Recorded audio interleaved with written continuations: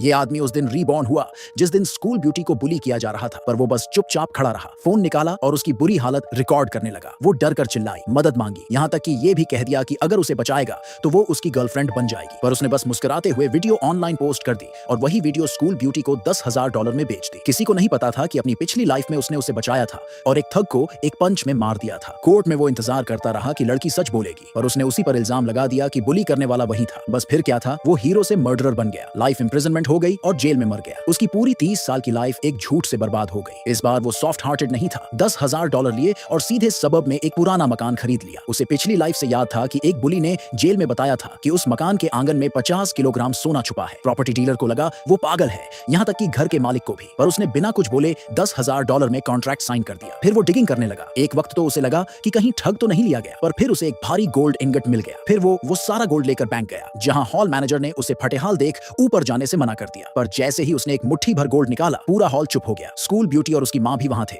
जो पहले उस पर हंस रहे थे। पर जैसे ही उसने $24 मिलियन वर्थ गोल्ड से भरा बैग खाली किया, उनका चेहरा बदल गया। उसकी मां ने बड़े प्यार से ग्रीट किया और स्कूल ब्यूटी का एटीट्यूड भी बदल गया। कहने लगी कि बस मिसअंडरस्टैंडिंग थी। पूछने लगी कि क्या वो अब भी उसे परस्यू करेगा, पर वो बस ठंडे अंदाज में उसे देखा, मुड़ा और बैंक मैनेजर से कहा कि गोल्ड काउंट करो और कैश में बदल दो। जब बैंक मैनेजर ने उसे वेल्थ मैनेजमेंट में पैसे लगाने की सलाह दी, तो उसी वक्त टीवी पर पुडोंग न्यू डिस्ट्रिक्ट के प्लानिंग की खबर चल रही थी। तब उसे एहसास हुआ कि जिस वक्त वो रिबॉर्न हुआ है, वो वही वक्त है जब कुछ लोग एक्सट्रीमली वेल्थी बनने वाले हैं। तो उसने पूरा $24 मिलियन का चेक लिया और पुडोंग न्यू डिस्ट्रिक्ट में जाकर सस्ती वर्थलेस लैंड खरीदना शुरू कर दिया। घर बेचने वाले उस पर हंस रहे थे। स्कूल ब्यूटी और उसकी मां ने भी सस्ते में उसे कई हाउसेस बेच दिए। हंसते हुए कहती रही कि अच्छा हुआ वो उसके साथ नहीं जुड़े, वरना वो पागल हो जाते। किसी को नहीं पता था कि कुछ महीनों बाद गवर्नमेंट ने रिक्विजिशन नोटिस जारी किया और पुडोंग में हर स्क्वायर मीटर की कीमत आसमान छूने लगी। वो पुरानी ब्रिक्स और टाइल्स, जिन्हें लोग वर्थलेस समझते थे, अब प्राइम लोकेशंस बन चुकी थी, जिनके लिए बड़े बड़े कैपिटलिस्ट्स हाथ जोड़कर उसे सेल करने की गुजारिश करेंगे।